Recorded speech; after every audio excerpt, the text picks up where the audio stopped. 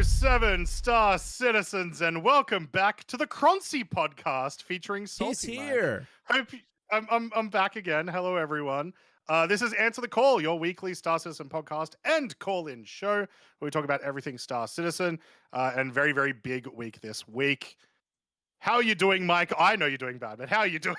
I'm doing well. I've had a cold for the last week, and it's not been fun. It started up here, it's making its way down, and I had just had a huge headache. But my headache is fading. Yep. I'm feeling a little bit better, and so just a massive week. I'm super excited to talk about it.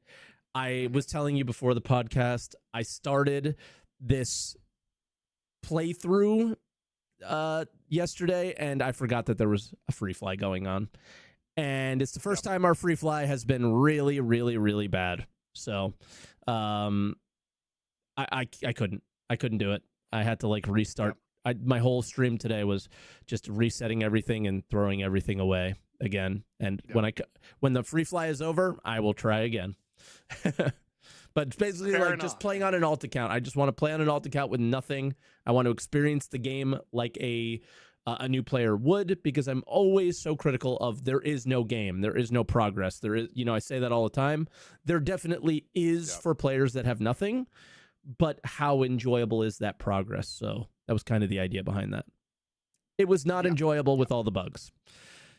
So, yeah. So that was one of the things that happened this week, right? We've got Foundation Festival. We've got the free fly. The start of the week, everything I heard from everyone was that the free fly was going pretty solid, which makes sense in my mind because it's not tied to any large event, right? It's not tied to Invictus, it's not tied to IAE, where usually when that happens, it really goes bad, right? Mm-hmm. Did it just today for me it was fine? Did it just deteriorate as the week went by, or did you have bad experiences the whole time? Or I started yesterday. Whatever reason, yesterday was horrible. Today didn't feel that bad, but I also wasn't going to Hathor. I wasn't going to CZ's. It was the amount of times I put a key in and the key disappeared yesterday was insane. It was 5 times I just lost keys. So that makes that progress go, really down. The weapon switching thing where your weapon doesn't switch, and then all of a sudden that kind of stuff. So it was just a lot of that. Was really, really bad. Lots of desync.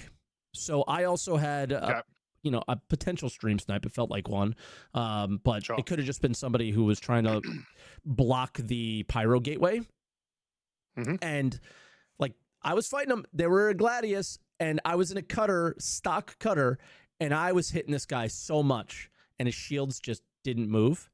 And then all of a sudden his shields went away, and then I was dead.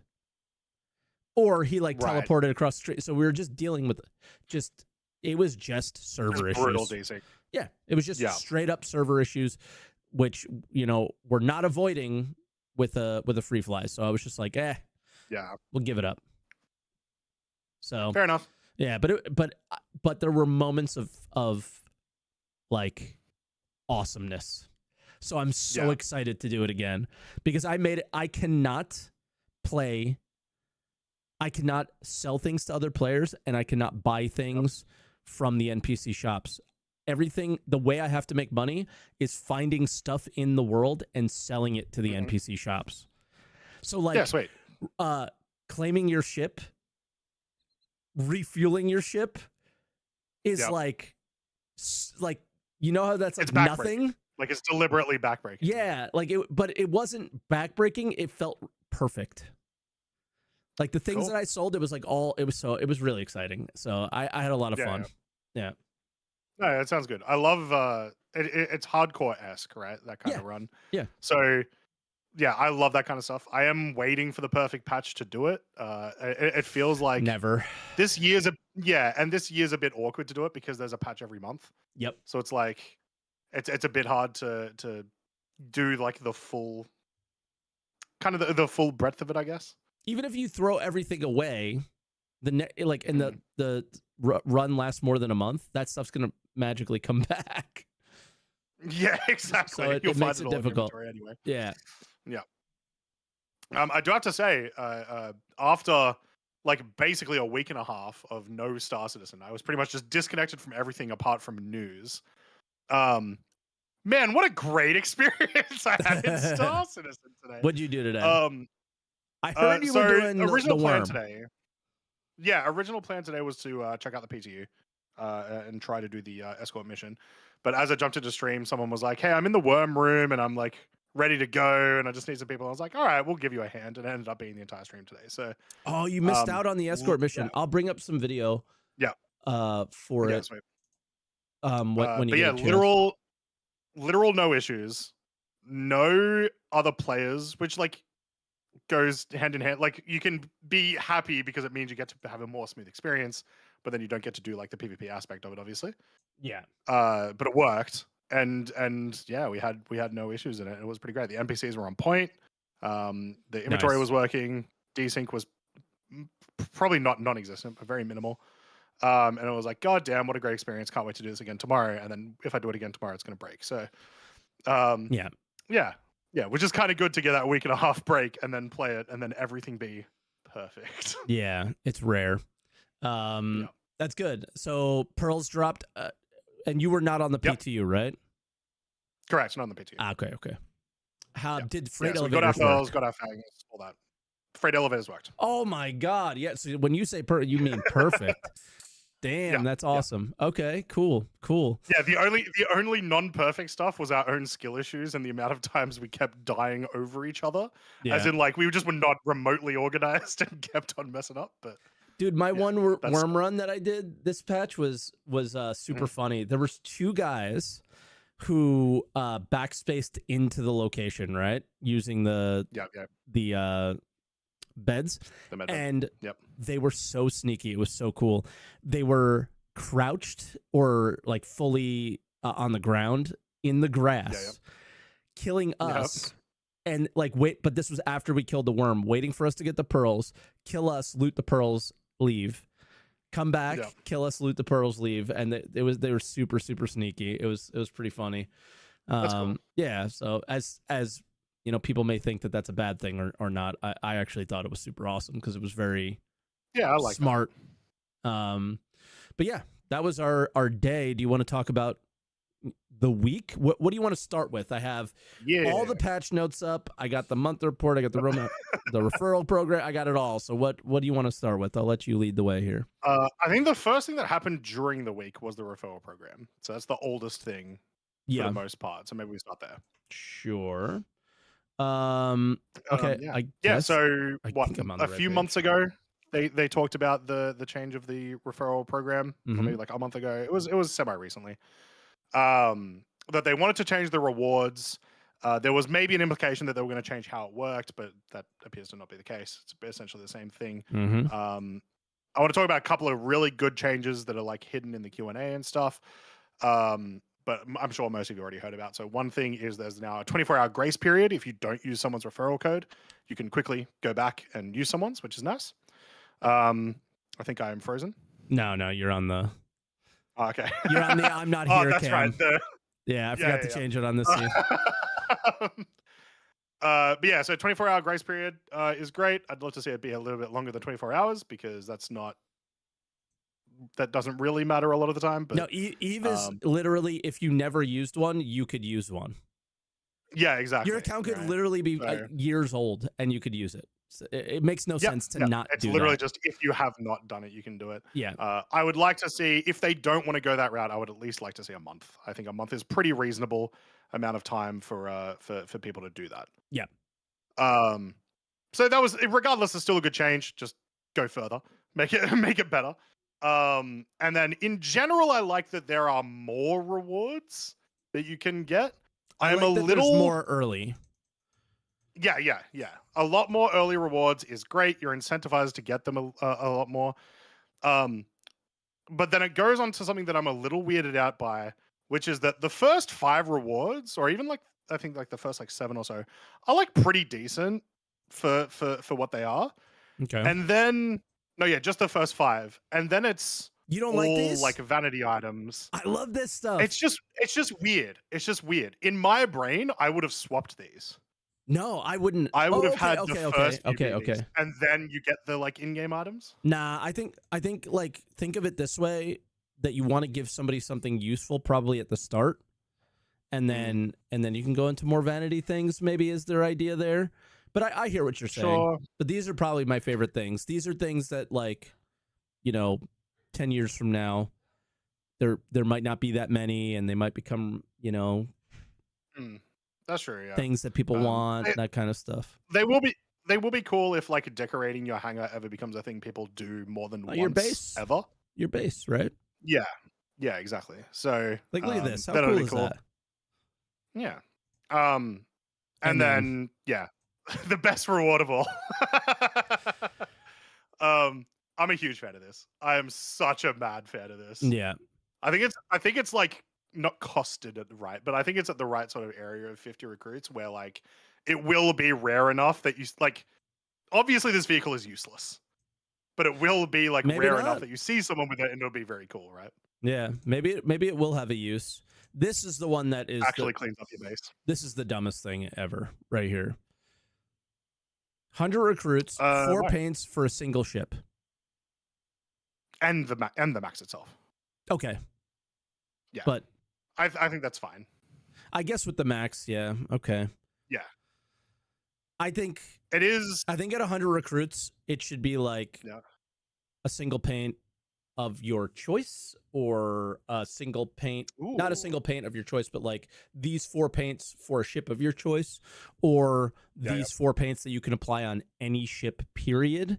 And Mhm. we'll go to Star Citizen Live, and they're definitely going to have a system that can do that. So Yeah. yeah, I don't like this one Yeah, personally that's because fair. of that. I don't like the idea of something like this being for a specific ship. I don't like it for anything they do, really. I would rather it be if you're selling skins on the store, then that's totally fine. I like the idea of the skins being separated per ship. I don't like the idea Yeah, of a I get what you're reward saying. being given out for a ship that you don't have, because then that reward feels like nothing, Yes. right? This is a ship you will Yeah. have because they give it to you, but you might not want to use it, or it might not be a ship that you use, right? So that's my feelings Yeah. there. But yeah, I think this one That's can fair. definitely That's change. fair. I think at that area when you are at like 100 recruits and onwards, they Yeah. could realistically give you choices. Yeah. And it'd be kind of It's cool. a lot of money. Obviously they have.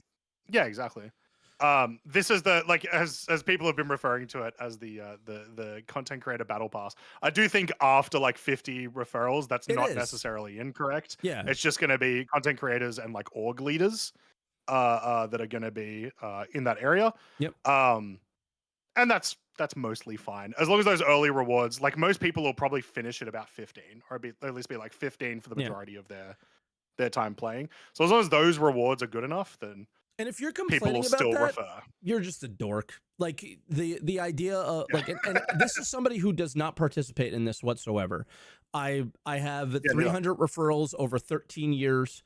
Like Yeah. they have just happened because I tell people, if you want to get the game, like people come to the chat and they're like, "Hey, should I buy Star Citizen?" And I said, "You should use a referral, try it in the free fly, and make your own decisions." That's pretty much all 300 people.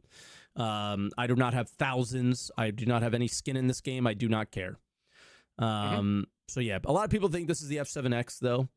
But again, it is not a content creator thing in the first 10, and that was the whole point of doing this, was to make it so you had things that were meaningful at the beginning. I don't think most of this shit is that meaningful, but that was the idea behind it, was to try to improve stuff for the normal people. And I got into a big argument with my chat of saying, I don't have 10 friends. And I'm like, that's such BS, because maybe my experience is different, but I have had, people in chat, fine, but I have friends in real life. I go out and I play ice hockey. Some of those people play video games. I had people that I worked with. A lot of those people played video games. You're trying to tell me that 10 of those people might not be interested in Star Citizen? I had more than 10. I probably had about 15 people in my life that would have downloaded the game and given it a try. So those, I just didn't tell them to do it or use a referral code, because Star Citizen.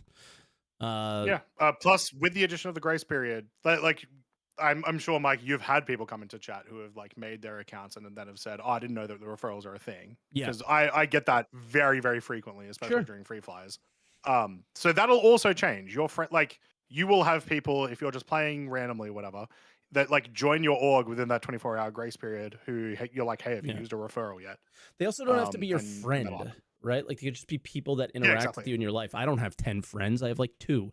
But the amount of people that interact with you that you could give your Yep. referral to is a thing. Yep. The 500 reward is incredibly meaningful. This is probably one of the most valuable ships in the game on the gray market, period. This has only ever been sold once or is in the 40-something $1,000 package. That's the only way to get this. Now it's just 500 recruits. So this is a big meaningful reward for people. Yeah. Because it is, Yep. That'd be a cool one. Yeah, this went from and then, yeah, I think it was $300 on the original Kickstarter. I think it was going for like 3,000, 7,000, something like some crazy number at some point. So yeah. Yep. And then the Idris instead of the Javelin or something. The only complaints I heard from people were that like the all-time people didn't get what they deserve, like the past 1,042 recruits or whatever on the old ladder, and I think that they're justified in being a little annoyed by that because, yeah, you get 19,000. Wait, I'm a little confused. So the what old exactly ladder, the old ladder said that after 1,042 they would have other rewards, and they never made that. Oh, right. Like the like future rewards to come type thing. Yeah, look at how many of these people have. Right. And they have a javelin, so I don't know what you could complain about, but they want a Bengal. Yeah, I mean, I don't think it should be anything ship-wise after that. I think the last time we talked about this is they deserve like to design their own paint for their javelin. Yeah, or like in some type of in-game recognition or something like that. Yeah. We went through that already. CIG didn't do it though. Yep. So I do like that the leaderboard of the all-time leaderboard is there still, which is great. I don't know if I really care about the weekly and monthly leaderboard. No, I'm sure someone does.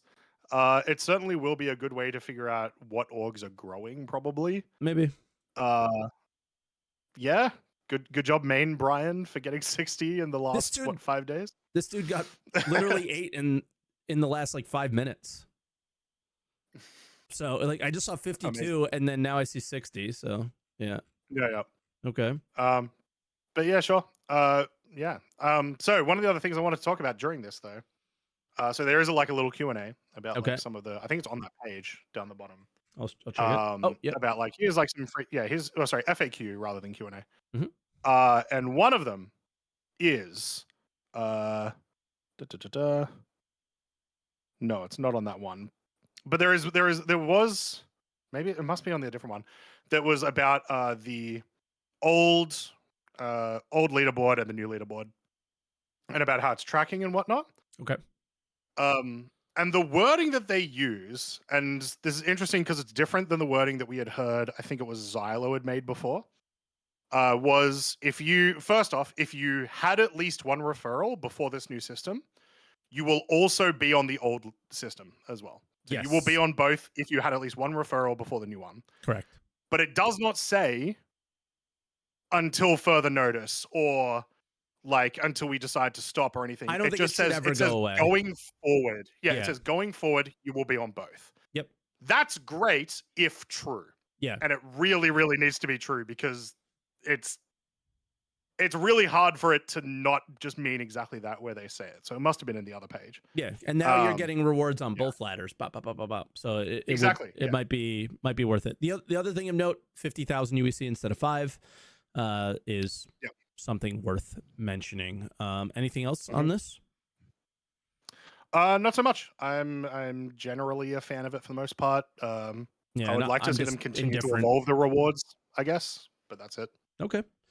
Yeah. I'd love to take a peek with you at some of the patch notes kind of Yeah, stuff, so because every patch had a little bit of something worth mentioning in it. Monday, Wicklow mission polish was basically just showing you now can see the ships that you want.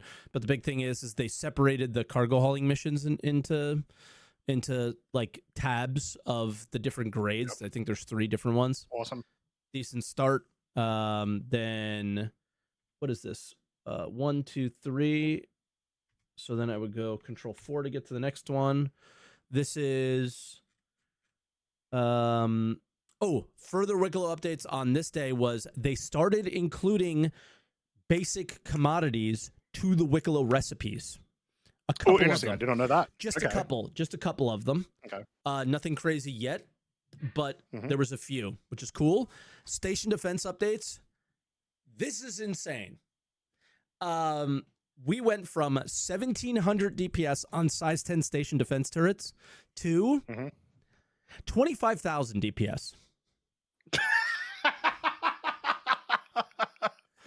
So if you commit a crime around a station, you die. That's basically how it is. Going back to old MMOs, probably a good thing. I like that. Personally, I think crimes should happen in between, in the dead space. That's always been my feelings. There's a lot of dead space. You know, we need to make interdiction work better. And then there was a lot of flight tuning stuff that changed. I don't know too much about this, but yeah. This was the other thing. We talked last week about the Reclaimer being insanely good. It is insanely back to the way it was, or even worse. And I think what their idea here is Reclaimer has a big cargo hold. That's its advantage, plus multi-crew stuff. And the smaller ships are now insanely efficient. So they'll make a lot of RMC very quickly, but what do you do when your cargo fills up, right? So some stuff there. If you haven't tried the Volt pistol yet, it's awesome. I'll just say that. It's like an SMG, but in pistol form. Next patch is, I think this was Wednesday, escort missions. Yeah, so I've heard lots about this. Okay, I got a video to show you. Hopefully it's not too choppy. Basically, what you see here is as soon as you get to the mining outpost or whatever, bunch of ships there, you got to clear them. And if you can see top right, ship launching in 3 minutes and 53 seconds. Okay, so that's the ship I have to escort, right? And then look, I go back to the station, and the ship is in the hangar. The hangar doors are open. Yep. The ship, well, in this case, the ship is going in the hangar, I guess, and landing. Sure. Sometimes it comes out. It depends on the mission. Oh, no, it's leaving. Yeah. Yeah, and there you go. Look at how cool that is. Yeah, that's dope. I think this is super it's very awesome. Cool. Like I saw, I saw it. I think the roadmap this week also had like this, obviously just a description of this. Yeah, but seeing it was like, whoa, holy crap. Obviously it's like cool for like a second, and then this thing flies way too slow and whatever. But that is an AI opening a hangar and leaving it, and literally causing AI queues at no, I'm just kidding. But I wonder one day if we will, that'll be funny. And then then you have to defend it. Pretty simple. You get script for these missions as well. I haven't seen an ace pilot at them or anything. But yeah, they're also not labeled escort missions, which is odd. They're called Defend Asteroid Mining Base. Bless you. I imagine they've likely had the tech to be able to do this since they had the like the NPC reinforcements. Maybe, like a couple years ago now. Just no mission reason to put it in, or like the everything was getting changed too much or something. But I'm glad to see it's in, because hopefully that means we can also have more complex NPC mission interactions. Yep. I did not do any red versions of this. I see somebody asking in the chat. I'm trying to think of what else on these. You get script, no ace interceptors or anything. But yeah, just generally another thing to add to the list, which is cool. Right. Then that was that patch. Control 6, I think, would be the next one. And then there's your quantum interdictions being re-enabled, which I've heard has worked. And then I did check. I did the entire grind to be able to find ace pilots. They don't despawn. I literally had a client crash and it was still there. So that was cool. And yeah, that was the week. So a lot of interesting things. I mean, Wicklow is fantastic now in terms of you pick your own ship, and then all these things to add on. Things that I have to add that you may not have heard. While I was looking for the Ace Interceptor helmets, I should probably bring that up as well. Let me see if I can find that video. Oh, I don't know where it is. Okay, I don't know where that is, but I will just describe it then instead. The Ace Interceptors or the Ace Pilots were dropping their helmet, but then a lot of people were complaining about Wicklow recipes of there's like 20 of these pristine metals. And like the pristine metals, just to be clear, on the player market, were selling for about 30 million credits, something like that. They're extremely rare, extremely difficult to find in 4.2. In 4.2.1, if you get an Ace Pilot, there is a 50% chance that one of these will spawn on that Ace Pilot's inventory. So not only do you get the helmet, but there's a 50% chance you'll spawn those.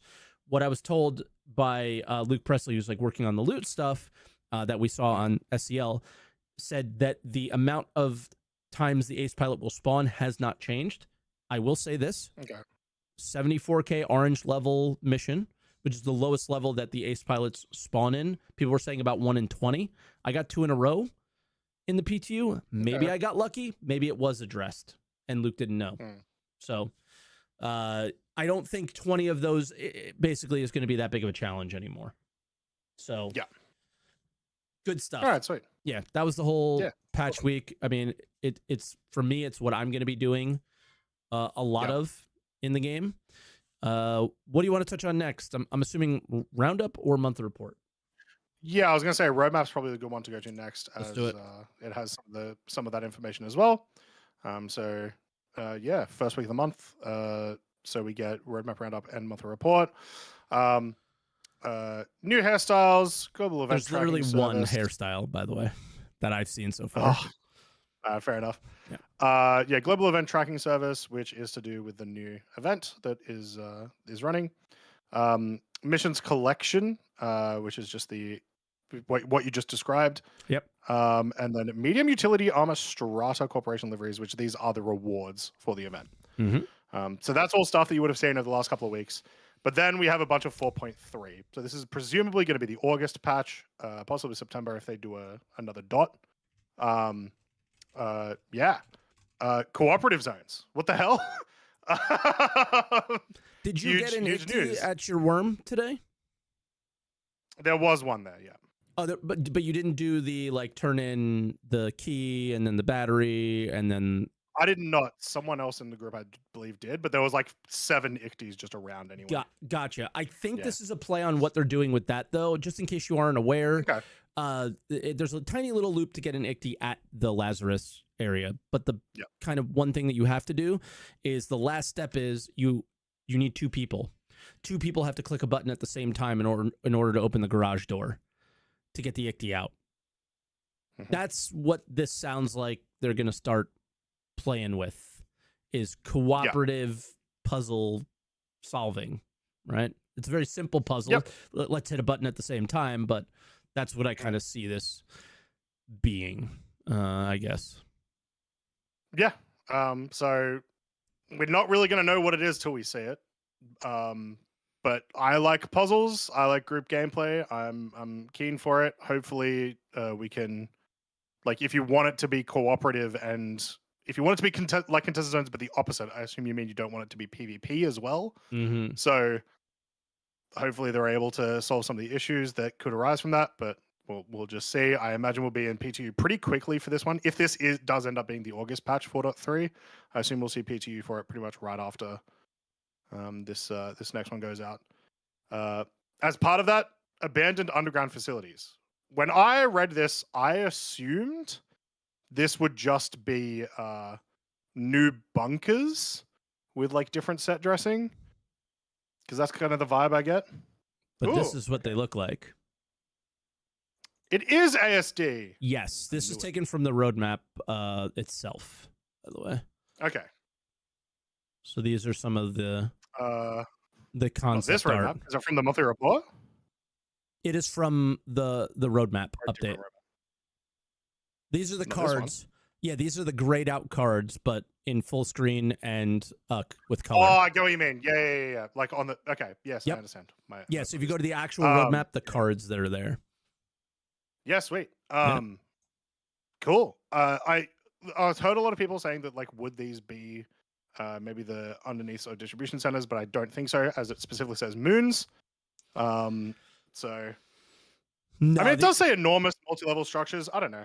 Yeah, it might be the work that they used to make those or something. So yeah, who knows? But yeah, I mean, it's cool. I love new locations, so I'm certainly keen for that. Yep. And I'm certainly keen on ASD becoming the big villain at the moment, which will also be talked about during the monthly report, because they touched on that too.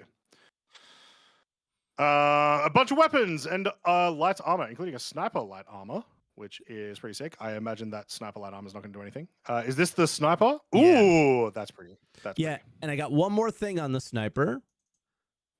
This was from a very old post from Niku that described all the Volt weapons like a few months back. The Volt Sniper, a terrifying fusion of Scalpel and AO3. The Volt Sniper cranks up its RPM as it heats up, making it a high-risk, high-reward beast. Mastering its recoil and heat management will separate the deadly from the doomed. Those who can handle it will dominate. I'm not looking forward to seeing this thing in Arena Commander against Hannah or whoever. It's going to be awful. I mean, I kind of am, because the implication here, kind of like all the Volt weapons, right, is like, yeah, you start off real slow, a little less damage until it gets like crazy. But if it's going to be a sniper, I imagine the recoil is going to be absolutely bonkers. So it's probably really hard to stay on target and heat it up at the same time, which is kind of cool. Like, that's what I'd want it to be, right? That'd be kind of cool. So yeah. Every Volt weapon has come in pretty OP. So yeah, fair. Yep. But yeah. So some sniper light armor. I'm curious to see it. I don't think it's going to actually have the qualities that we want it to. Do we think it's this armor from SitCon? We know it is. They showed the helmet as a sneak peek. There it is. And then we have the chart that they showed it at SitCon, which is undetectable by active scans. There are no scans, so we don't expect any of this to happen because there's no scanning on the roadmap update for 4.3. So having its it'll probably be it's light armor, so it'll be mobile and it will have low protection. Now what we do know is environment suits got reduced from 40% damage reduction down to 25 in the most recent patch. So they might, mess around with this thing a little bit, but I don't know how much. So there's options there. I don't have. They mentioned Ambrose armor. Yeah, not only that, they mentioned it coming in 4.3.x, so you will not see it next month. But yeah, cool. We'll find out what that is. More hairstyles. Like, cool. Yeah, it just feels like a weird feature to add. Yeah. If any, how they do the patch watches? It feels like the new hairstyle should just be in there. Yeah, right? Yeah, for sure. Ladder improvements, aka bug fixing. I mean, I'm sure it's more than bug fixing, but we saw ladders have been notoriously terrible forever. SitCon 2023, baby. There it is. Yeah, yep. So, like, being able to jump on it and being able to shoot while on a ladder, those were some of the things that they described, the leaning and stuff. But we'll see what we actually get. What we get, yeah. What we saw at SitCon 2023. I will just take being able to get onto a ladder and not it push me off it the second I get on the ladder. Or pull me back on it automatically and all that other crap, right? So, agreed. AI FPS turrets. So these are anti-personnel turrets. This is So huge. I imagine this is also likely going to be a part of the abandoned underground facilities. Is sort of where I'd see them be used right now, like current game. I'm keen on that. Yeah, Yeah, that's sick. maybe it's the big thing that I think this is meant to do is Mhm. to begin the end of armistice zones. We see what they're Mm, doing at the stations. You know, you commit a crime yep. there, you die basically, unless you're maybe a wizard or something, like you're really, really good, Mhm. or what. So I just see this as hopefully the end of an armistice zone. So think the outposts Yep. where you are trying to unload your cargo and some guy comes up and tries to steal it. You give them a Yep. crime stat and they just get clapped by these turrets. That would be, I think, better than Hmm. the current experience. I hope that what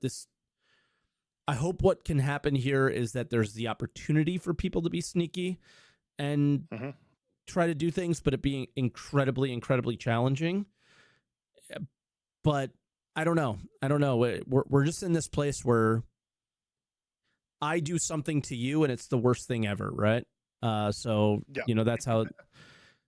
I don't know where the game's going in that direction because the community just can't handle interacting with each other. But I think that's the goal Yeah. here is to remove armistice zones.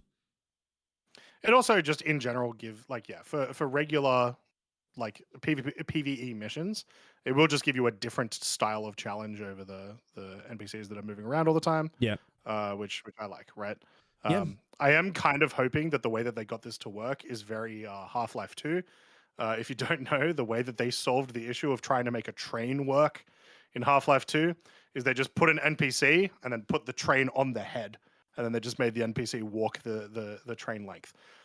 So hopefully that's what happened here. Maybe. And then yeah, oh, I see somebody in chat to say like turrets just might be enforcers in cooperative zones or whatever. Could be.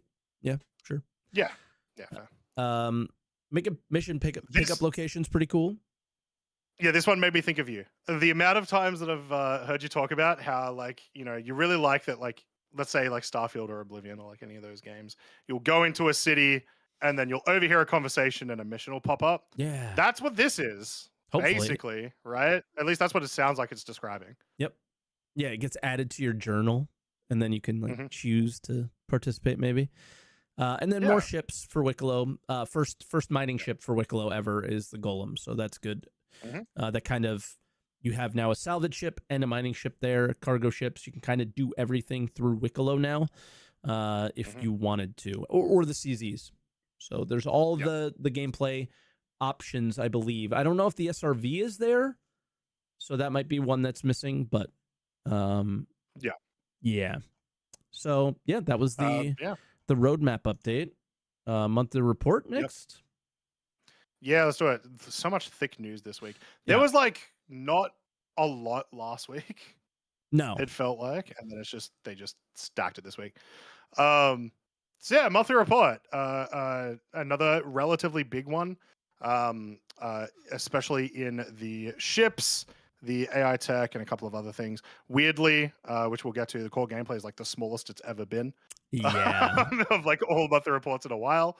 But there's some other stuff in like narrative and stuff that I feel like sort of fixes up for that. So Where do you want me to jump a lot to? of but just in the AI stuff, Okay.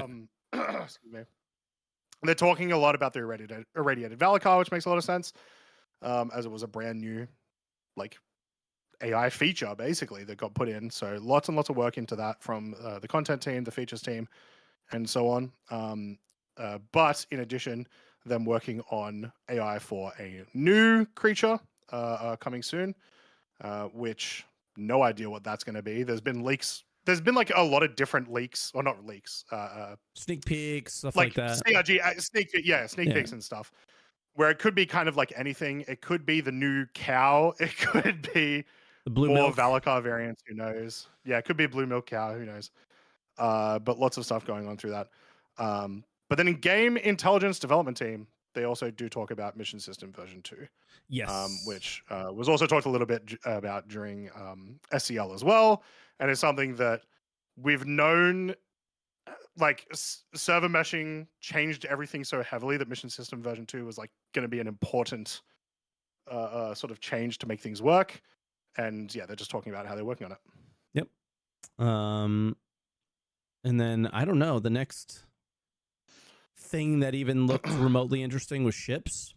GACTEC Raylan was mentioned, but they they say it'll officially enter production later this year. Those kind of things. They can't get square cargo right. I don't know how they're going to get triangle cargo right. So we'll see what that. I will say just before ships, there was one other thing in the AI tech that I wanted to touch on, which is a little interesting, which is they talked about the ability of NPCs to react to radar pings, which has a lot of futuristic implications, especially with all the new stealth gameplay stuff that they've been doing recently. So also at the bottom, NPCs driving vehicles was added. Yes. So yeah, we'll see. And they hope to add it to the PTU at some point. Sure you do, buddy. Yeah, because that's the thing. They've talked about it so much forever, and it's never been in game. And then here specifically, they say fixes for NPC driving vehicles have been added. So I wonder. Well, I kind of just wonder what the deal is. Like, does that mean it's like almost... the AI thing has straight up just been Squadron 42 work. Like, even this sentence tells it all, right? The team hopes to add it to the PU at some point. It's all Squadron 42 stuff that they're working on, but they're just sharing that work because they know that work is intended to come to us at some point. So it makes sense to put it on this roadmap and fill it out, but it's not being worked on for us at the moment at all, right? I think that's the vibe that we have here, is the work that they're doing is for us too. It's just not for us right now is what I get from it. And again, I think we've been pretty clear that like get Squadron out. So priorities are fine by me there. A little more on the ship art. They mentioned Drake Ironclad. Still doing that, which is obviously exciting for me. I love that. A bunch of 5 unannounced vehicles. I can't deduce anything from any of these. I'm assuming one of them is the Meteor. There was one. I made a joke about it, but I'm starting to believe it more and more. Is the final line of that paragraph, which says a new variant enter pre-production, which the team states may have the record for the fastest vehicle through the production pipeline. So what is Mike? It's the fastest vehicle. No, it's the fastest vehicle. It's not. It hasn't been going through the production line fast. You think it's just going to be a race? It is the fastest. This is you being racing coded and hoping that it's a racing vehicle. But yeah, otherwise, I have no idea what any of them are. Even to the point of them saying a vehicle from a prominent manufacturer. Are they not prominent? All, like, what are you talking about? It's like, cool. It's probably not Kruger. I think that's all we've established. Yeah, it's not Kruger. It's not like whoever Consolidated Outland. Okay, great. Yeah. We're covered then. North America. I want to point out. Oh, go ahead. Yeah, with those next ones. So Apollo Medevac Triage, level of detail 0. Obviously, they talk about the Prowler utility, which has come out. It's already out. They talk about the Perseus, and they talk about the Kraken entering pre-production, which is awesome. I think I looked at the thing. This is like the largest the ship section has been with mostly old stuff in a while. Yeah. Which is great. And obviously we don't know how big the other 5 ones here, are. but still a lot of old stuff that's in production as well. So they're doing a lot of ships. Yeah. We know where the 1,000 employees are, not game design. Yeah. The Perseus approaching its gray box gate review. Right after gray box, I believe, is level of detail 0. So, as most of us have expected, probably an IAE release at that stage. Similar, the Apollo Medevac and Triage, we might see a little bit earlier. I wouldn't be surprised if we see those at SitCon or possibly just as a what's the next a patch ship thing? CitizenCon. The next event is that, IAE, that is right? Is IAE, which isn't until November. Yeah. But we have multiple patches before then. Patches often do come with ships. So I wouldn't be surprised to see the Medevac and the Triage. Maybe not a 4.3. That's probably a little bit too close. Medevac. But maybe like a Regen Crisis. Medevac exactly, Regen right. Crisis probably fits. It would make sense. Yeah. Exactly. So, okay. It's just, yeah, that one sounds like it's a bit further ahead than like needing to wait till IAE, but they also tend to release like 7 ships at IAE, so Yeah. Ooh. it might just wait. A Prowler utility stuff. Just to bring it up, kind of falls in line with what we talked about in the roadmap. I heard people in the PTU or on live were going to Outpost with the Prowler utility, and we're literally yoinking people's cargo right off the freight elevator with this thing, putting it on their Prowler utility, and just leaving. Yeah. Which is amazing. Yeah. But also there needs to be a way to be like, hey, don't do that, please. Like, I need to I just need to be able to defend myself somehow. But yeah, obviously big fans of Drake are going to be very, very happy with that monthly report for Ironclad and Kraken.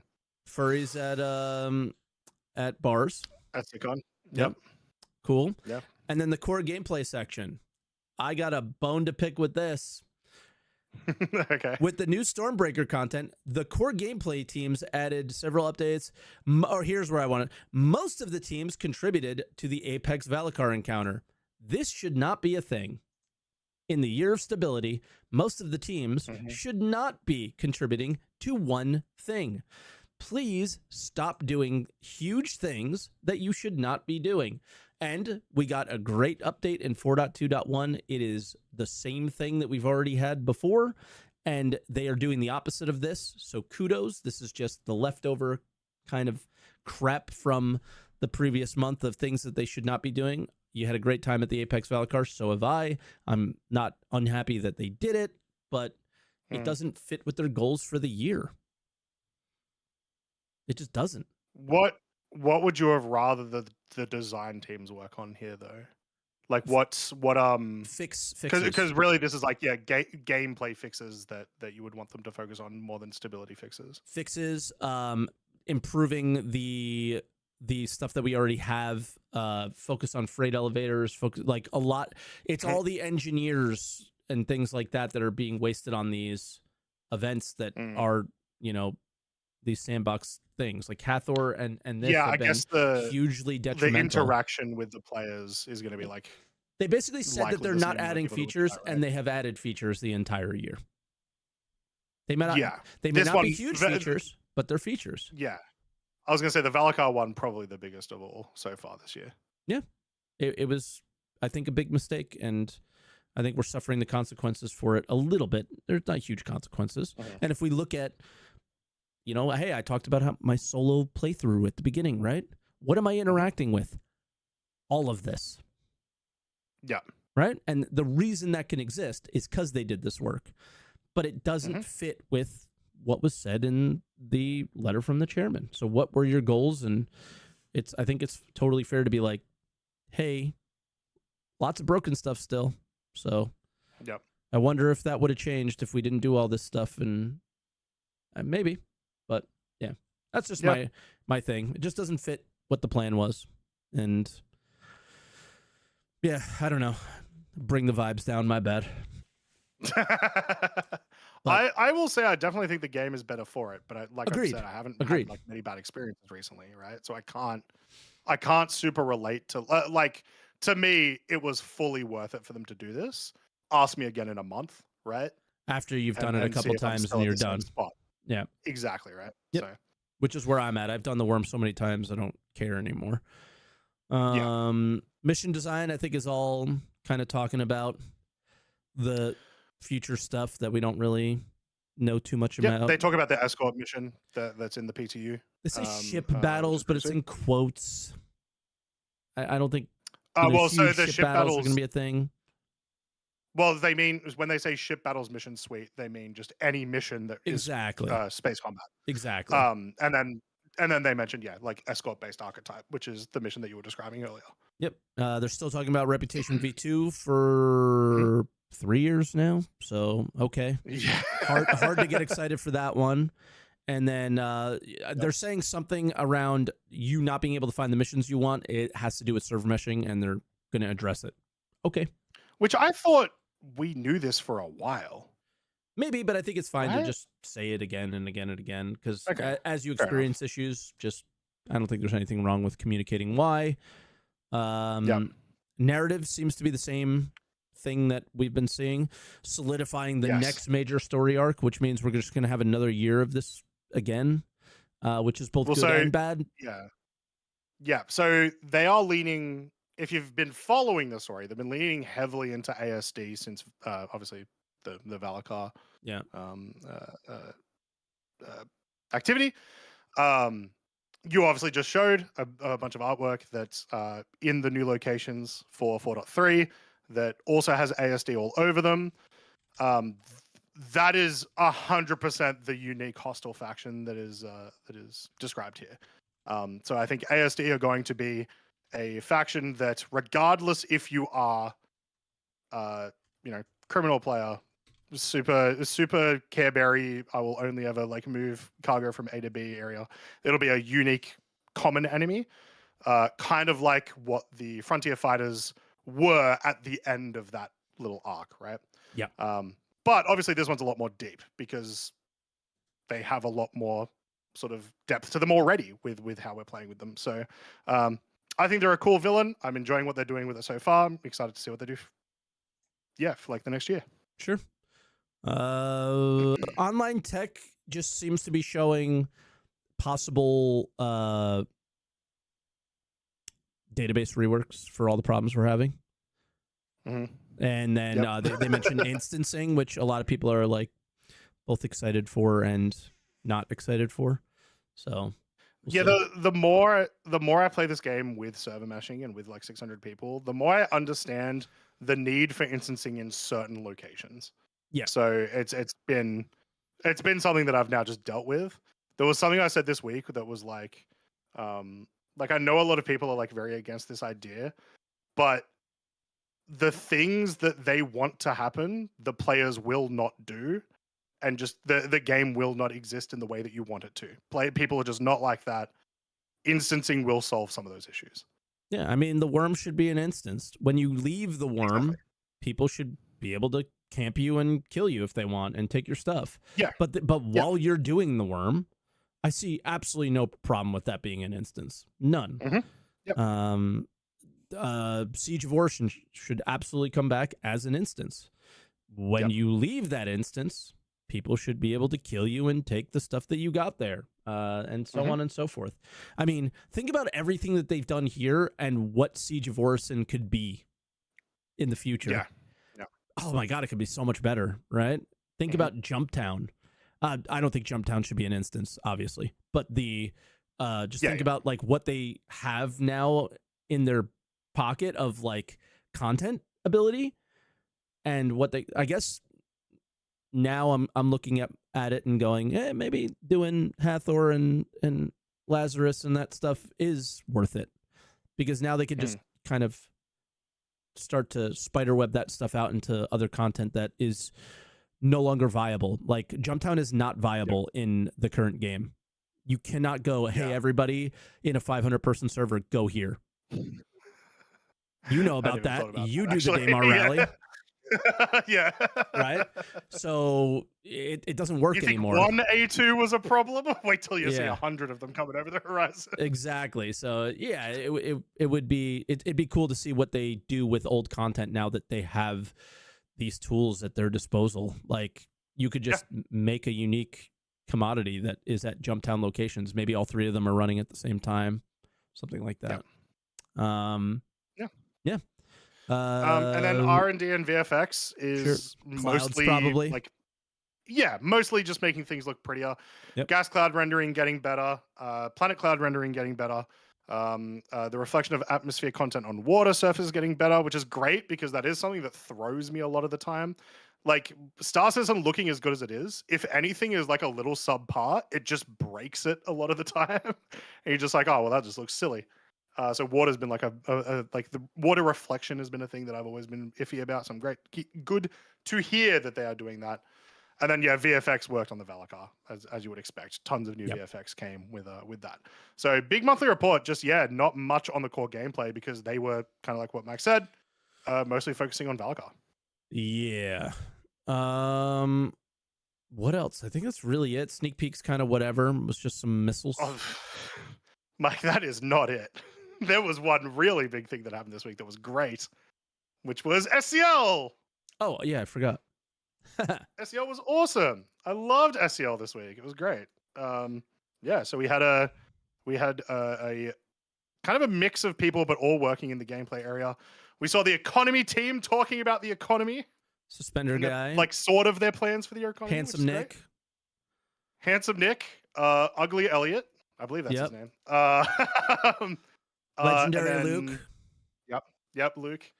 Yeah, it was awesome to have all these guys on and talk about it, especially because at least from a player perspective, these devs in particular, when they talk, seem super passionate, and I love that. Dedicated Declan. I don't know what we would use for Declan, but and then Elliot.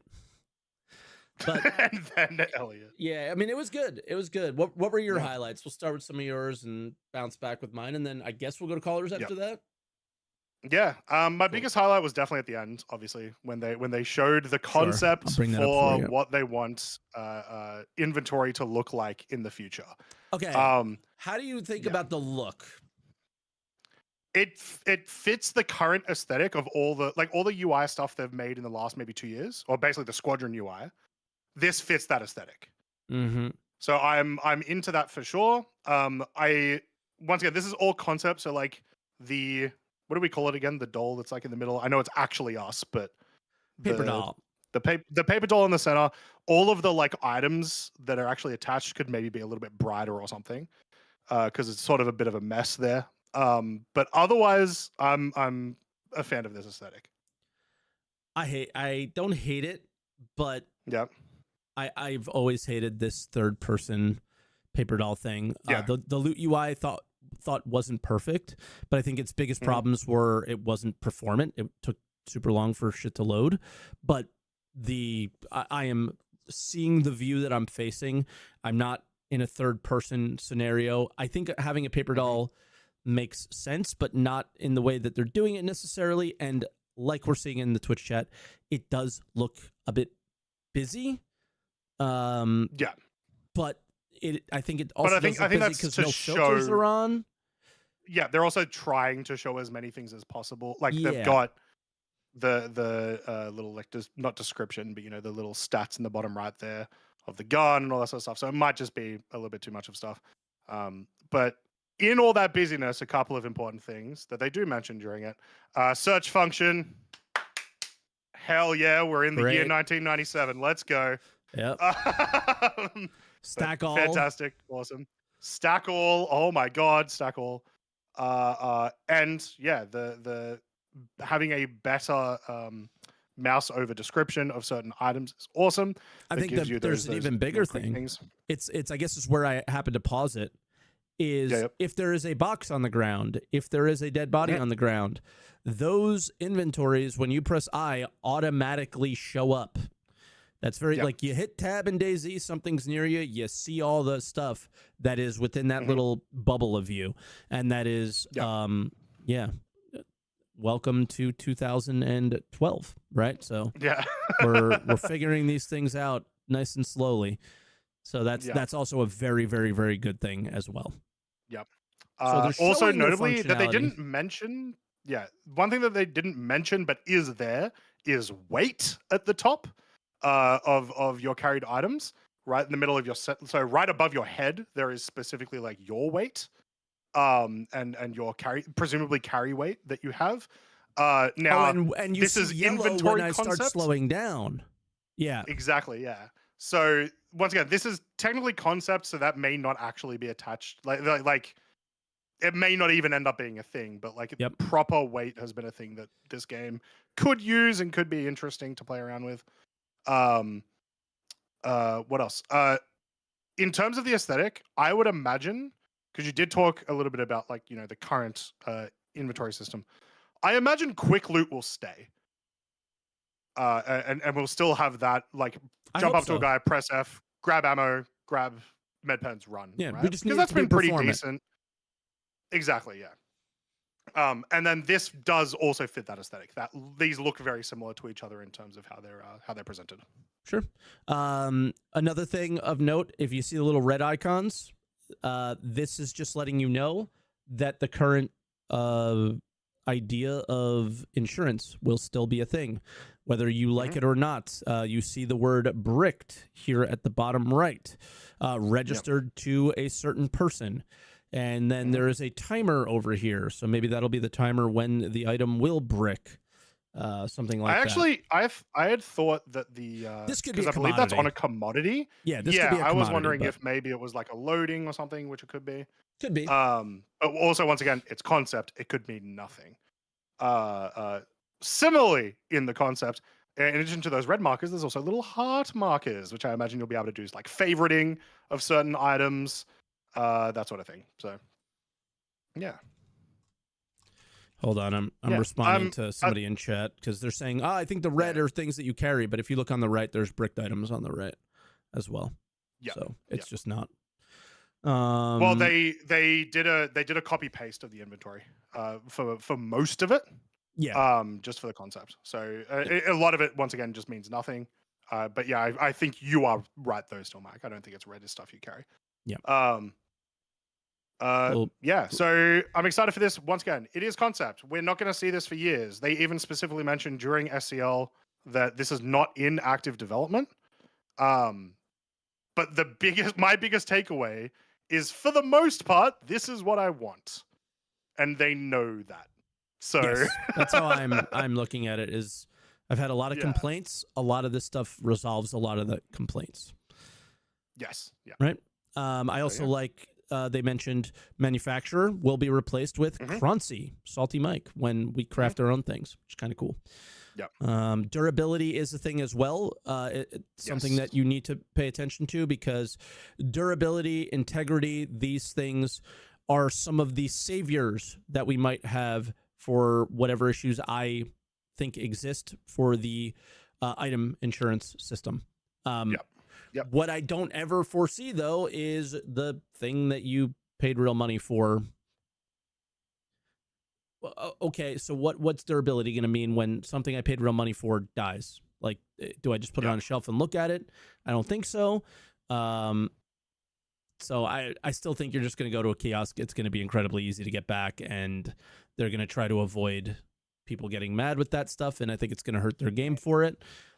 But I'm also going to sit back and say, thank God if that doesn't happen. I'll be like, oh, that's awesome. Yeah. Glad it didn't happen. Yeah. But at the moment, I just don't see that being a thing. I think that they're really feeding into the complainers on that side of things, and not just trying to make the best game possible. So we'll see. Yep. How do you feel? Yeah, that was my biggest takeaway. Well, how do you feel? I mean, my biggest thing that I got super excited for was when Declan was talking. I blew him a kiss. That he said that they were going to separate paints from armors. Yeah. So in the moment, I was very excited. It's twofold, right? It's that, as well as they want to what is it when you like make something real? You know how ship paints decouple, physicalized. They want to dephysicalize ship paints as well, in addition to that.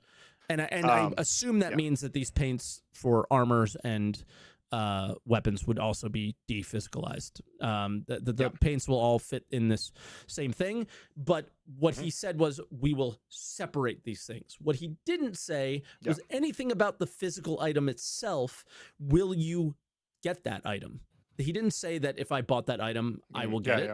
He didn't say that if I bought that item, I'll get a blueprint. He didn't say anything. He just said we're separating them.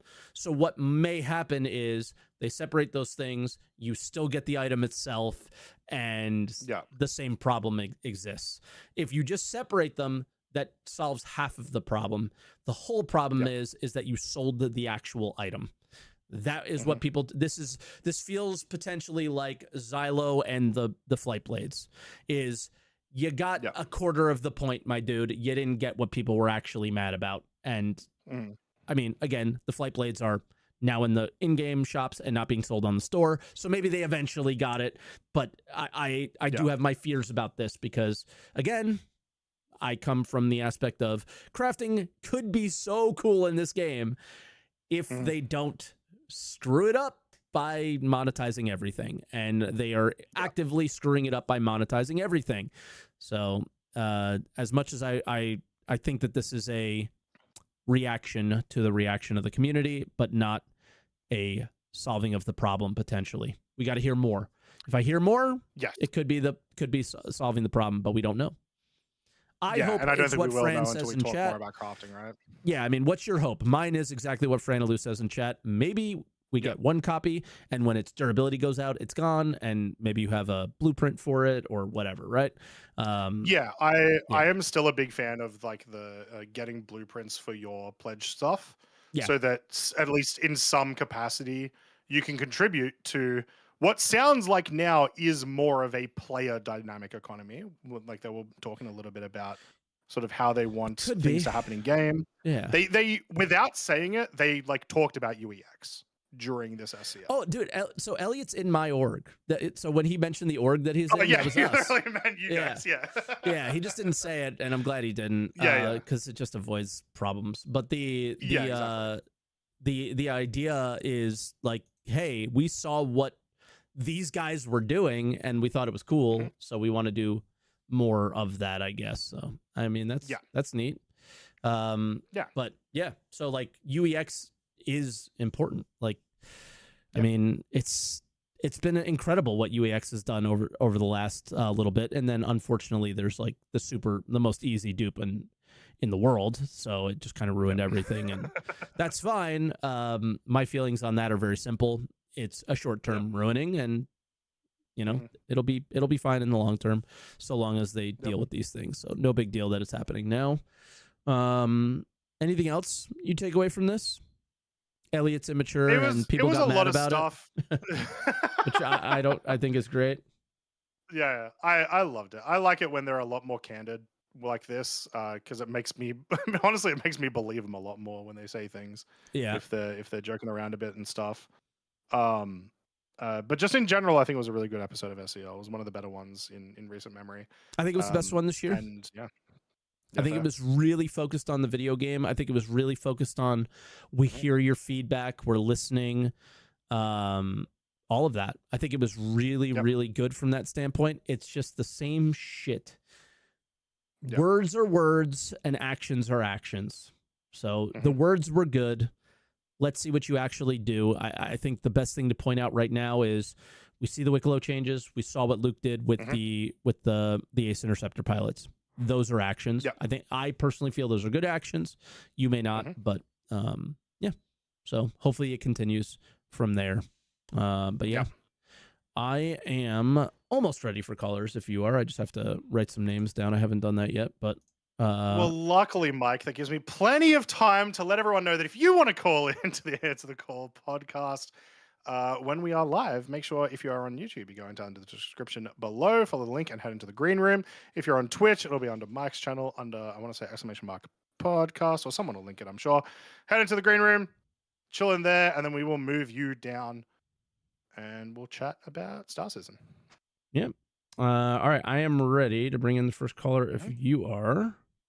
Let's do it. Except I spelled his name wrong. There we go. Almost. A little spaced. There we go. Abe, you're muted, but if you can hear us. Yeah, I can hear you. Is cool. is the audio good? You sound perfect. At my end?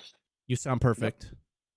Yeah, thank you. How are you doing, guys? I hope you're doing great. I hope you go well, Mike.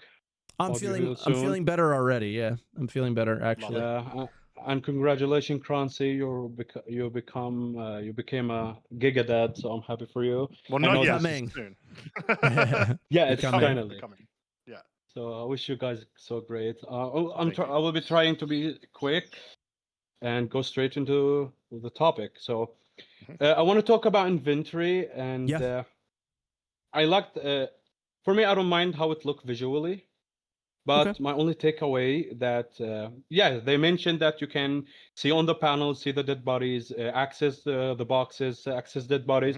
But I hope also in the future they also include stuff being thrown around on the ground, not only in the boxes, not only in dead bodies, but also stuff being thrown around, because they didn't say that. They didn't talk about that. So we don't know if it will include this or not.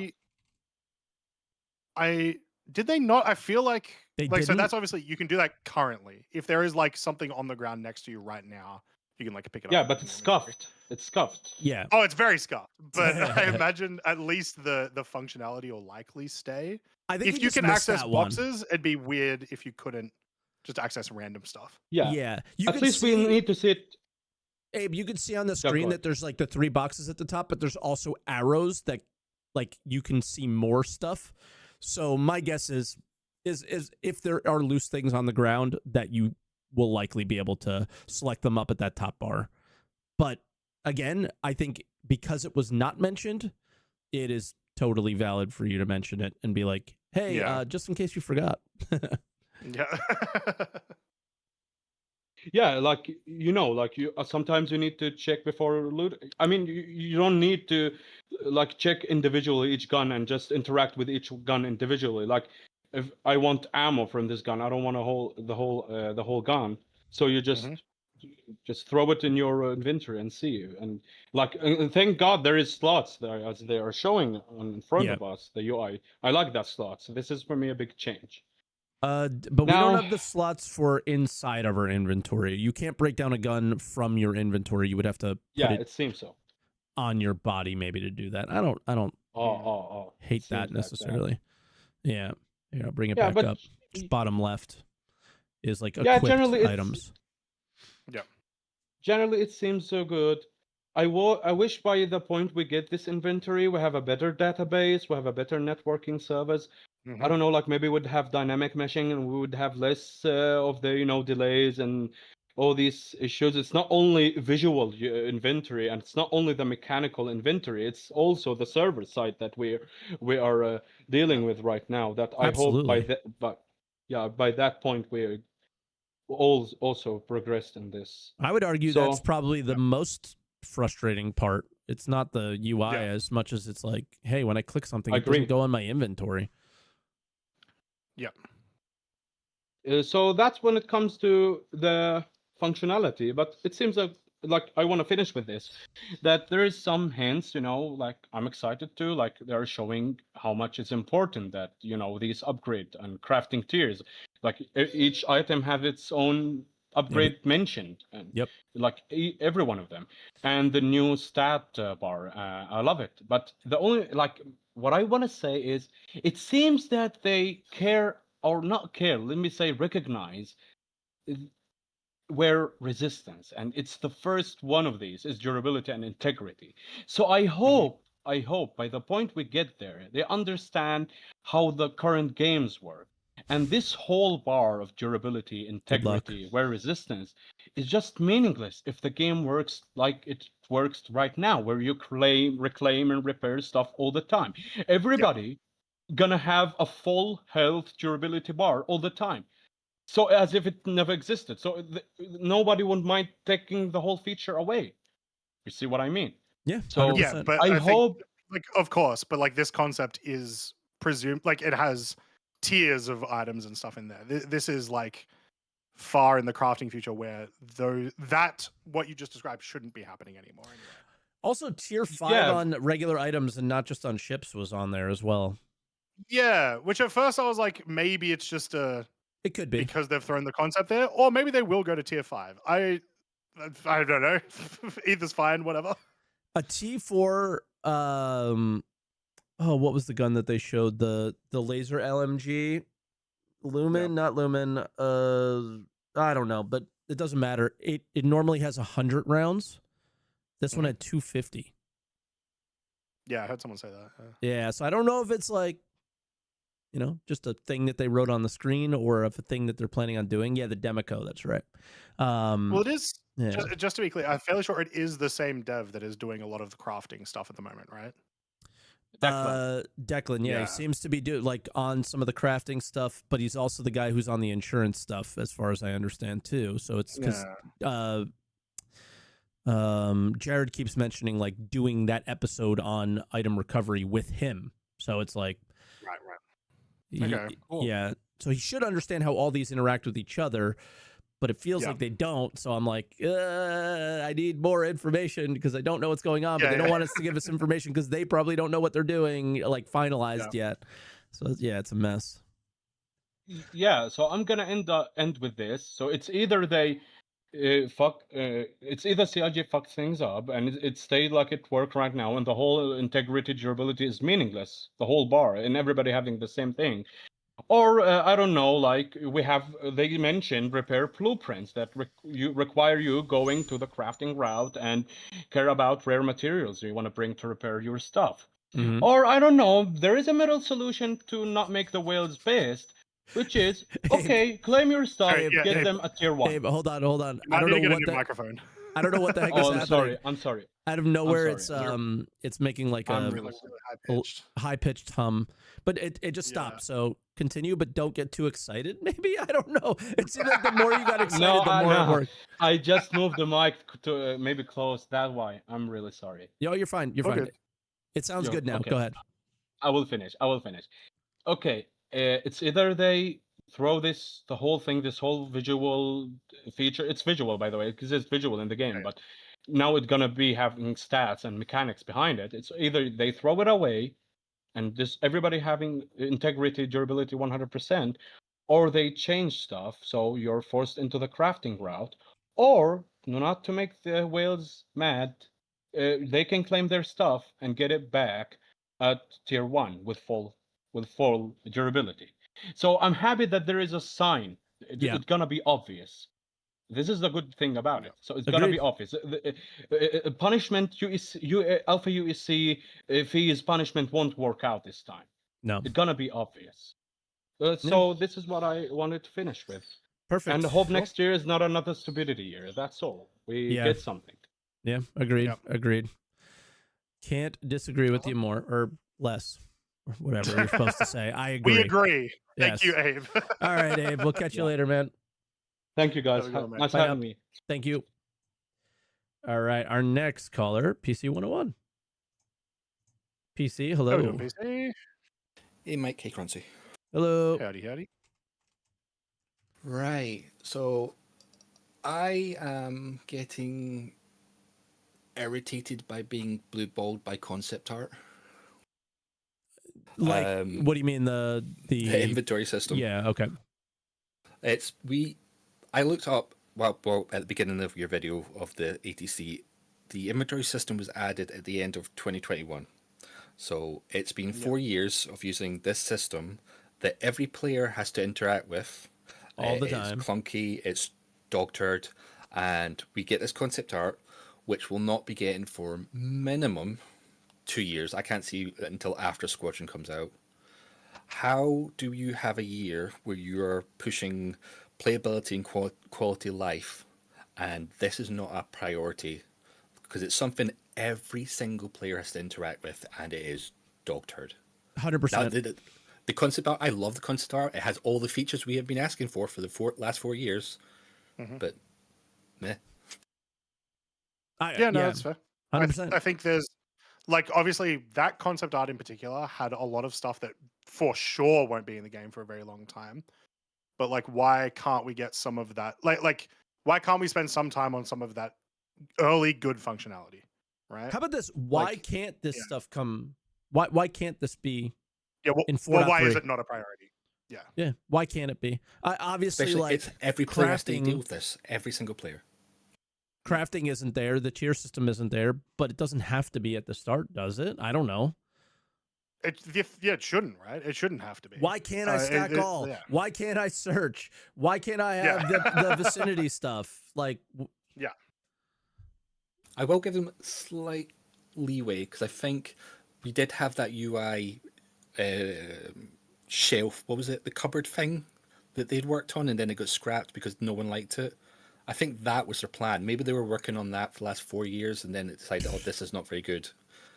Yeah, maybe the item banks, or whatever they're called. The little, you put it in the shelf, then you get it out the shelf. Yeah, which was the drawer. Dumbest shit of all time. So yeah. But the UI was helpful then because you did have a search feature. Yes, it was functionally just stupid. But yeah, so I just don't see why, like, we're all going, all right, we're not going to get this forever kind of thing. Like, this should be one of the number one things on the list. Yeah, Joker card. This, Yep. freight elevators, and flight tuning would be my top 3. Sure. Yep. All things you have to deal Yep. with all the time. Yeah. Especially in this year of playability and quality of life. These 3 things should be as close to 1.0 ready as soon as possible. Mm-hmm. Because if they're not, they make all the other things and features that you use worse. I don't know. I don't have anything else there. It just makes sense to me. I'm not a game designer. I'm not a game developer. I don't know how long it takes to do any of that stuff. But you had 13 years, and that doesn't mean that. I mean, I'm just saying this should have been done already is an understatement. Yeah. I really think they should stop showing concept art off. Yeah. Saying that To we're get not people working on excited. this. Yeah. Like they did it like last year's with the Origin ship, saying, "Oh, we don't like it. We're going to rework it, but we're not doing it right now, and not anytime soon." I don't necessarily agree with that. I think it's nice for them to show this sort of stuff where they can like they were going to show us nothing about crafting for a very long time. This is like a nice little inventory. This is a nice little added thing that does involve a little bit of like sneaks of crafting that we can like sort of get at least an idea of how they're going concept wise with crafting. I like to see this is what I'm trying to say. I think it is reasonable, and like so far I don't think the community has gone overboard with it just yet with the information. No, but it's just are they kind of putting this out there as a, oh, calm down guys, it'll be okay, and then they don't work on it for 2 years kind of thing. It's getting old doing that. All right, that was it. Just I really like it. It has all those features I want. The stacking. I mean, to be honest, see if they just did stacking this year, I would be happy. Yeah. I like it's annoying if I stack especially with like all of the items that we've got to start procuring for Wicklow and all this sort of stuff. Just give me a stack all. Yeah, it doesn't make any performance. sense. Like I before patches stacked all my stuff into stacks, and then after the patch, all the stuff's unstacked, and it's not even like singular. It's like completely random. So it's like annoying every time there's a patch. I have to stack all my fruit and veg because I can't scroll down the freight elevator because the freight elevator will stop loading so many items. Yep. But anyway, I'll leave it there. Have a great day. You too, PC. I appreciate it, PC. Be good. Before we go to the next call, I just want to mention, because that reminded me of a bit of functionality that they talked about during it that we didn't mention, which is the naming of boxes. And so theoretically, in the inventory storage, organization should be much better with the system, assuming it works. You know what they didn't mention? Like any org ability to interact with your freight but he's not a freight elevator guy, so yeah, it was very like just personal inventory. Yeah, would love to hear more on the sharing with people. All right, let's bring in our next caller then. SpaceMonkeyBusiness. Space, can you hear us? Oh, you on Space? Now I'm unmuted. Sorry, guys. Yes. All good. All good. Howdy. All right. I'm good. How are you? Good. Yeah, right. Starting to fade. Except you. Just one remark from the SCL, because I think Nick dropped it. The word player run economy, which he tends to. says, yeah. So sounds good. Far away from the 80-90% NPC run economy, so that's what at least Mike wanted. So yeah, they said that. They've also mentioned like player track. Last week we talked about something about player trading being a priority for them, so they're on it. I heard, Nick looks at UEX a lot, and like that stuff is like interesting to them, and it should be. So yeah, I'm excited. That is great info for them. I actually didn't think about that, of like them trying to figure out how players value certain items currently, right? Yeah, I definitely need a Moby Glass to support you handling, Exactly. finding all this stuff. Yeah, until we literally get UEX in the game. UEX is actually also a good tool for CIG. Would be cool if they name it UEX in the movie class, like the UEX app. It'd be a cool shout out, honestly. They would deserve it. Cool. I think I recall the guy from UEX like DMing me 3 years ago and being like, "Hey, we have this cool thing that, you know, if you want to highlight it, you can." And I just like was like, "I don't see the point of this right now," so I didn't. And the moment Wicklow happens, it's like, now there's a point, and it just blew up. And all of a sudden there's a player economy. And what it really highlights is the inflation that's in Star Citizen so bad that everything on UEX is so much higher in price than anything else you buy in the store. What a bit sad is that I think they strip a bit too much away from players, economy-wise, because I love the what's it called? Those mining salvage missions, where you got a bunch of ships and find a lot of loot in them. This big mission for 50, 100k, which was also in Pyro, where you could find Weevil eggs. They took it away. Then you also strip down the loot from the combat missions, the protective missions, the stuff you find in cargo ships, because that was a good source for the Polaris bits, the Quantanium. They stripped it away. It's like, come on, guys. Don't overdo it. And I think I just wanted to came here to remind you the remark of the economy. And I did the worm for the first time yesterday. Oh, how'd it go? Nice. It was a lot of NPCs. I mean, from the videos I saw, I was like, what the hell is going on? So much. Yeah, if you get a good server, they don't stop.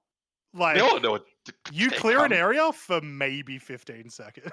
It was crazy. I was just like, okay, I'm glad I took a 3,500 shots for the FS9 with me, because I nearly used everything. You trip over bodies. There's so many. Yeah. It was amazing. I was like, whoa, okay. And when it came to the worm, I was a bit. And there were also a lot more of the middle and small size worms. I think a bit too much, because, and then other players came and killed at least me, and then I respawned in Orison, so I couldn't get, or I didn't want to get back because I ran out of time. But until that point, it was pretty good. The performance was okay-ish. Desync is still an issue, so that would be also a quality of life update for me, getting rid of the desync. But I liked it. I liked the presentation. Issue more than anything. Okay. I took a break from Star Citizen, so I'm not really up to date. But I enjoyed it. I enjoyed the music, the presentation, the performance. Thumbs up from me so far. All right, that's it for me. I just wanted to came in and say, hey, I'm still alive. I'm coming sometime. Yeah, appreciate it. We always get concerned when our third co-host doesn't rock up. Yeah. Oh, thank you. This was the shortest Space Monkey business call of all time as well. So true. You said that last time. I remember that. So it's shorter again. You're just breaking records now. You're being good. Good for the other callers. Exactly. All right, brother. We'll catch you soon. Bye. Bye now. All right, our next caller is Mr.Smirfinstein. I don't know if I could fit that in. Mr.Smirfinstein. What a name. How's it going? What's up? Going good. Croncy, congratulations. Thank you very much. My daughter was actually just born on Wednesday. Very excited. Nice. Congrats. Yeah, actually, real quick, wanted to mention, a lot of people that play this game make the joke of, oh, I can't wait for my grandkids to enjoy playing it. I unironically said to my wife before and after, I am going to make sure my daughter likes Star Citizen because I need crew members for my ships. Yeah, right? I need turret gunners. Yeah, I just wanted to hop on. A long-time watcher, first-time talker, I guess. Mike, I watch your content all the time. Oh, thank you. I think myself a little bit more. I try to see the good and stuff, more positive, but I always appreciate your take on things. I was going to say, why do you watch me then? Well, here's the good thing. When you like something, I know it's really good. Yeah, That's true. Yeah, because I watched your coverage of Star Citizen Live before I even actually watched the video itself, and they talked about separating cosmetics from the items, and I was like, "That's huge. That's massive."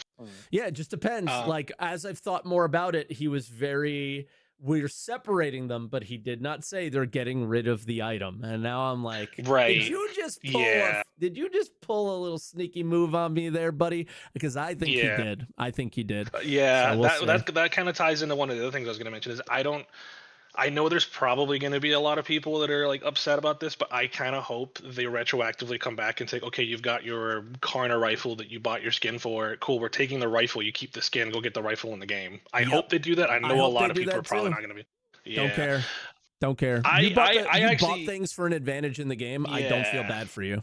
Yeah, and I mean, I'm a Galaxy owner. I was very upset about the whole like it might not make bases because that was the whole reason I bought it back in the day. But that's a whole other conversation. I'm a Kraken owner. I'm very excited to hear about the work coming to that. I'm like, holy crap, didn't expect that. But I will say, BMM owners in shambles after hearing that one of my org mates, he's got to be. I think he actually just melted it, but he has a BMM and he's been talking about it. That and the Perseus. He's why super not excited the BMM? For. Like, why not at this point? I wonder what the reasoning is. The specific instance here, you would assume at least, or you can assume at least, is that because they've been working on other Drake vehicles, it's an easier transition for the team. So they can do it faster, right? Got it. Actually, got it. Makes sense. Let me ask you guys something. How do you feel about this? How do you feel if they were just like, screw the gameplay, just put every ship in the game, you can go fly it around and have a joyride, and then eventually we'll get to adding the gameplay. You get your BMM, but you can't. Well, yeah, true. But I'm saying, like, okay, like, because I've heard the argument, no BMM because no player-to-player trading or whatever, because it's supposed to be a flying marketplace, and I'm like, okay, that makes sense, but like, just put the ship in the game, and then we'll get the gameplay later. I know that's been a thing. People are upset about it. I understand that, but one of the things I go ahead. No, you go ahead. One of the things I put no, you're fine. I'm actually kind of changing topics slightly, but one of the things I put on Spectrum that people gave me pushback on was an idea that I had of like, okay, once crafting is in the game and as reliable as we can expect it to be, I feel like what they should do is take all of your store purchase ships that are not starter ships and give you blueprints. You lose the physical ship at 1.0, you get a blueprint and you have to craft it. That way you don't have people flying around in Krakens on day one and you've got all these people that are saying, hey, I'm going to wait till Star Citizen comes out to play it. Why the hell is everyone flying around in an Idris? Yeah, we'll see. I don't know if they'll get away with it. They'll never do it, I don't think. Yeah, I could definitely see a lot of people being like, I paid money. Yeah, exactly. Like, I would be okay with it. I'm fairly sure a lot of the community would not. Yeah. And then any MMO, I want the day one MMO experience. It's the greatest thing in the world. People just don't get it, and they don't realize that it would be super awesome. I wouldn't even care if it was like a timed release kind of thing. Like, you'll get it. Yeah. Everyone gets it at the same time, but you get it. You get your Connie a month from now. You get your Idris 2 months from now, or something like that. That would be ridiculous as well. I think people would get super upset, but I just want that first like 2 weeks of an MMO, because there's nothing better in the world than that. There really isn't. I had crap. I can't remember what ship it was. I had a ship that I paid real money for that was a mining ship. It was a mining ship. And I was like, you know what? I'm gonna melt this and get a golem instead, because I don't want to have like a mid-tier mine. Like, I want to start out at the beginning and earn my way up. Like, I stopped buying ships after the Kraken. One, because it was so fucking expensive, and two, because I was like, I don't want to buy this game end game. I want to play the game.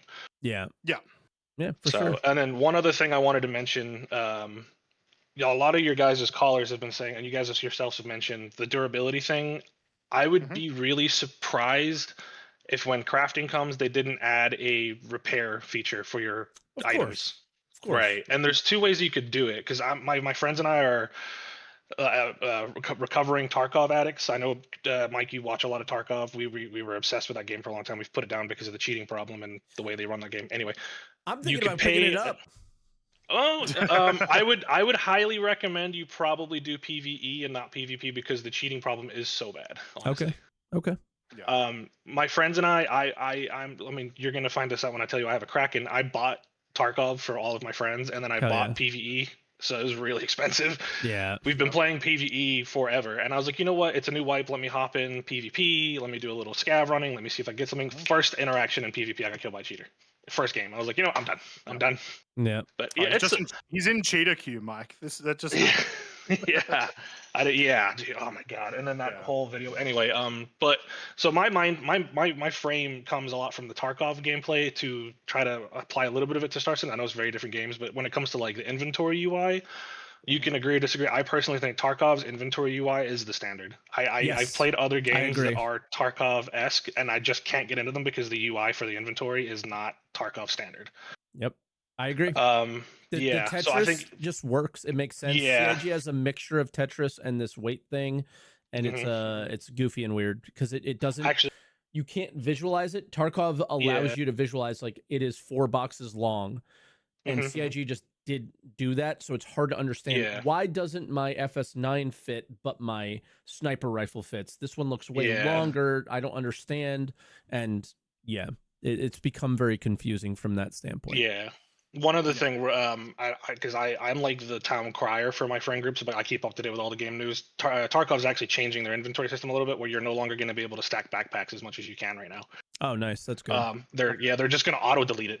They've put out a bunch of warnings on their social medias. If your game still has it, they're just auto deleting everything after 7 stacks. Oh, that's funny. Okay. Yeah. But I'm gonna hop off here so someone else can talk. But one thing I want to say real before I go. I just checked. I've owned Star Citizen since May 3rd, 2013. I was a sophomore in high school. I have now had a 10-year active duty military career. I have a child. I'm married, and I have just sold my first house. Yep. Sold your first house. From Giga Chad gamer to Space Dad. Yeah. All in the same process. Yeah. Pretty soon I actually bought it back then. Go ahead. I was gonna say pretty soon you're gonna be begging for only PvE content. Right. Actually, I'm not gonna get too into it, but I did have I would call it a griefer experience on Hathor against. It was actually a Twitch streamer that was just harassing us, but it's a whole other thing. Whatever. I don't. Like I said, it was Mike. It was Mike. It was me. No, I actually found his Twitch chat. And he was like, "Your stream tried sniping." I'm like, "Dude, you're attacking me."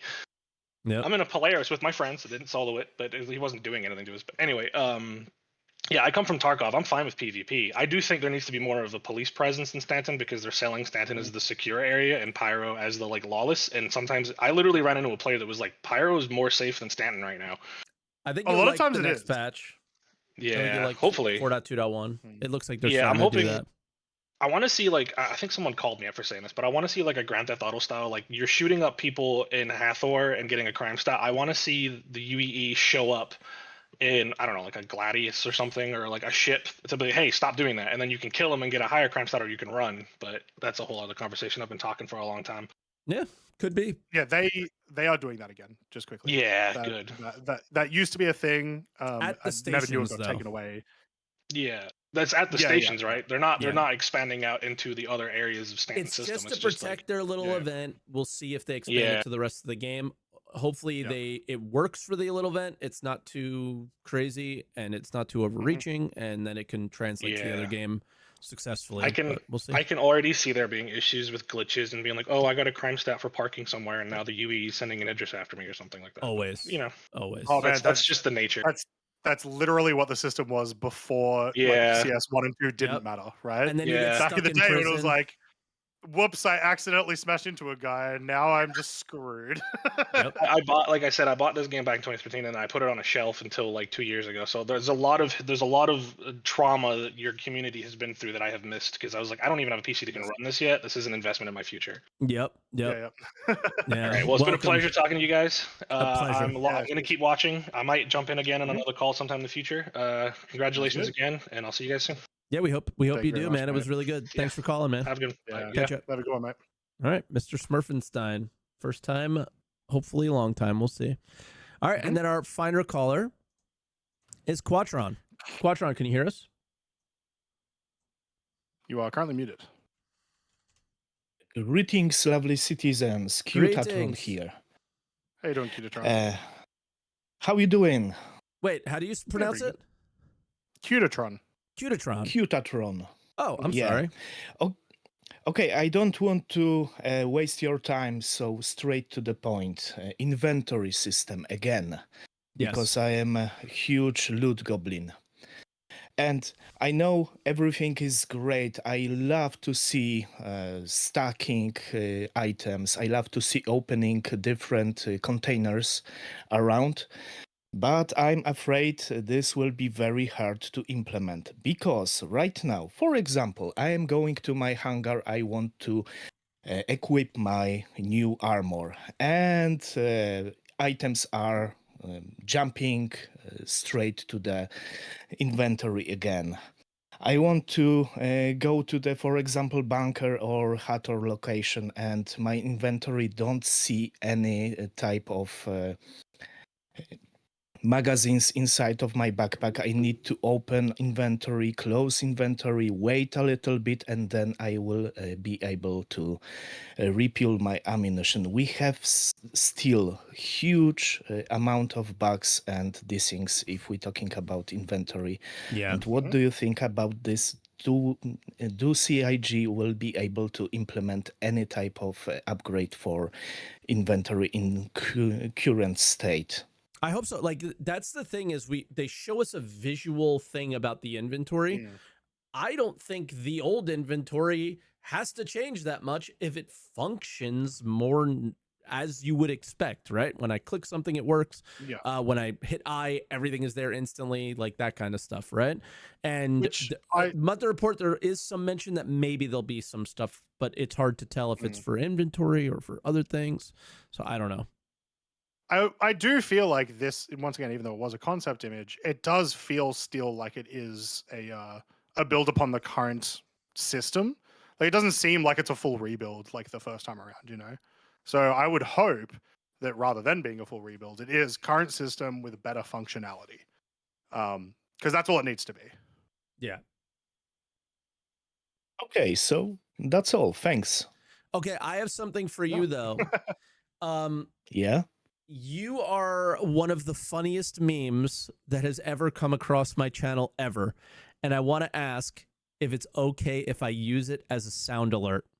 It is a video of Qutatron who's just doing the Hathor loop, or not the Hathor loop, the Lazarus loop, and you are just fighting some NPCs, dealing with some bugs. He started complaining about the bugs, like, oh, this is so annoying, similar to like the inventory stuff.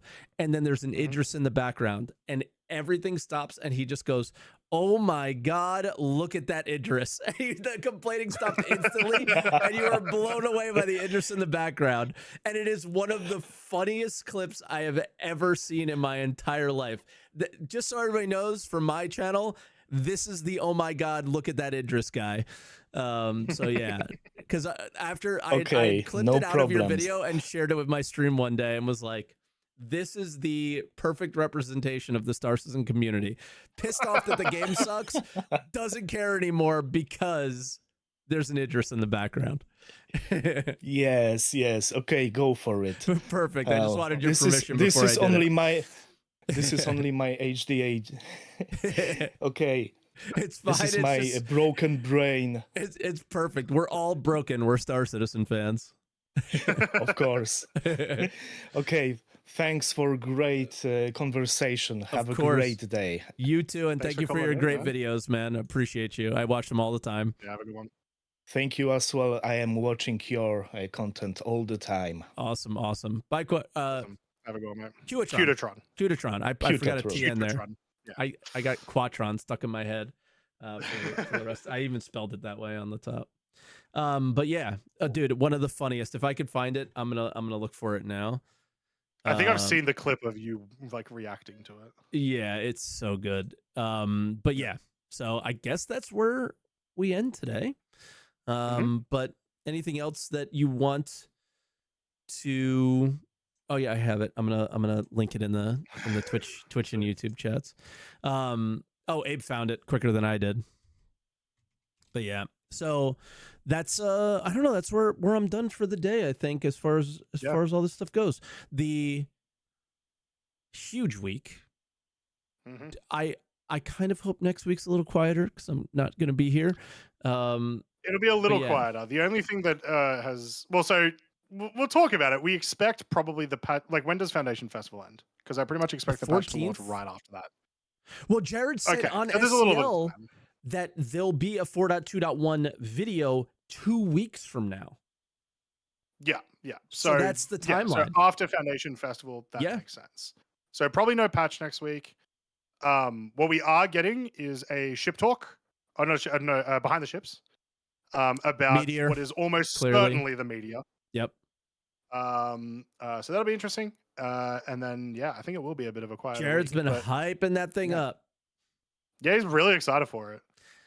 So far, I don't see anything cool about it. Like, there's been sneak peeks of it. Yeah. It is a mantis with a huge weapon on it, and then if you mirror it, it's got two big old guns. Yeah.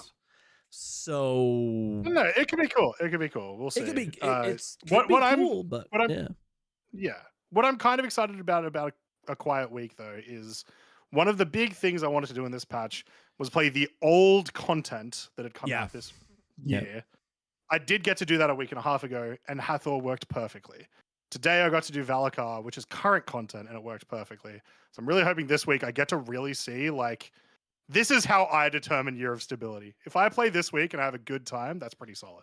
Go to CZs, I dare you. That's what I'm looking for. I mean, I should. I genuinely should. You will not feel that it worked perfectly. Unfortunately. Well, I mean, I hope in 4.2.1 there's some fixes there. I know that there's some intended fixes, so we'll see. But the doors are not great. The doors are not fun to use, and everyone's glitching through them and all that stuff. So there's still a lot that needs to happen around there. But Hathor deals with that less, and Lazarus deals with it even less. So that's good. Yeah. But yeah, I'm just to give people an understanding. I think we should be able to do the podcast next week. I should be streaming. This is all internet dependent on my parents' internet. I have no idea how it's going to be over there. My brother my brother got me into streaming, and he had so many issues when he was living there. So I don't know, but the hope is that we will. So we'll see. Yep. We'll let you guys know. Yeah. But for this week, well, first off, make sure you subscribe to Twitch if you're watching. Subscribe to the YouTube channel. If you're over on Twitch on either myself or Mike's channel, make sure you give us a follow so you can watch more of our absolutely. Subscribe on Twitch though. You can also subscribe on Twitch. That'd be cool. You got a Prime? Make sure you Prime. They're Prime to someone better than us. And then also, of course, don't forget, Mike, to answer the call. I did it. I did the end this time. You did it.